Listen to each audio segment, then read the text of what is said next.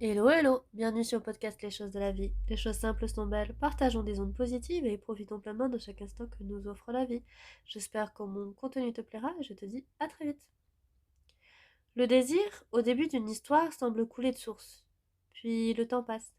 La routine s'installe et on se demande le désir peut-il vraiment durer ou est-il condamné à s'éteindre?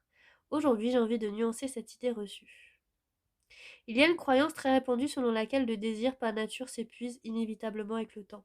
Comme si l'intimité prolongée tuait forcément l'attirance, comme si trop se connaître empêchait de continuer à se désirer. Cette idée n'est pas fausse dans l'absolu, mais elle décrit surtout ce qui se passe quand on laisse le désir sans attention, pas ce qui se passe forcément dans toute relation longue. Le désir au début d'une histoire se nourrit de l'inconnu. On découvre l'autre, chaque détail est une surprise et une nouveauté à elle seule, alimente l'assurance. Avec le temps, cette source d'inconnu s'assèche naturellement. On connaît les habitudes de l'autre, ses réactions, son corps.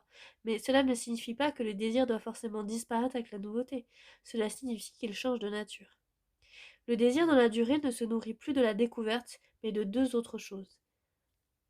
La capacité à continuer de se surprendre l'un l'autre et la sécurité émotionnelle qui permet un abandon plus profond de celui du début. Et paradoxalement, une intimité bien installée peut permettre une liberté sexuelle et sensuelle plus grande que celle des débuts, souvent inhibée par la peur de mal faire ou de pas plaire. Par exemple, un couple installé depuis longtemps peut développer une complicité sensuelle bien plus libre et créatrice que celle de leur début, précisément parce que la peur du jugement a disparu. Ce qui tue le désir, ce n'est pas le temps en lui-même, c'est souvent la routine qui glisse vers l'indifférence. Ne plus se regarder vraiment, ne plus se toucher en dehors des moments obligés, laisser le quotidien logistique remplacer toute forme de jeu, de surprise, de tension légère entre les deux corps. Le désir a besoin d'un minimum d'altérité pour exister. Il faut continuer à voir l'autre un peu comme une personne à découvrir et pas seulement comme un partenaire de vie acquis. Par exemple, un couple qui se touche plus que lors de gestes fonctionnels, se croiser dans la cuisine, s'embrasser rapidement en partant au travail, sans jamais retrouver un contact gratuit sans but, prend le risque de voir le désir s'endormir doucement. Non pas par manque d'amour, mais par manque d'attention à cette dimension précise de la relation. Cultiver le désir dans la durée demande donc une forme d'attention active.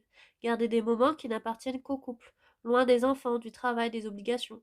Continuer à se raconter, à se surprendre, à sortir même de façon minime de la routine bien huilée, ce n'est pas contre nature, c'est un entretien comme celui qu'on accorde à toute chose vivante. Par exemple, réserver volontairement une soirée par semaine sans écran, sans obligation dédiée uniquement à eux deux, ou introduire une nouveauté même minime dans le quotidien, un lieu jamais visité, une activité jamais tentée ensemble, peut suffire à réactiver cette part de découverte mutuelle qui nourrissait le désir au tout début. Dans votre histoire, qu'est-ce qui a changé dans votre désir avec le temps? Et qu'est-ce qui, selon vous, continue de le nourrir aujourd'hui? Le désir ne s'éteint pas forcément avec le temps, il change de forme, à condition qu'on continue à en prendre soin. Je vous remercie d'avoir écouté mon podcast, je vous dis à très vite pour un nouvel épisode, et en attendant, prenez bien soin de vous.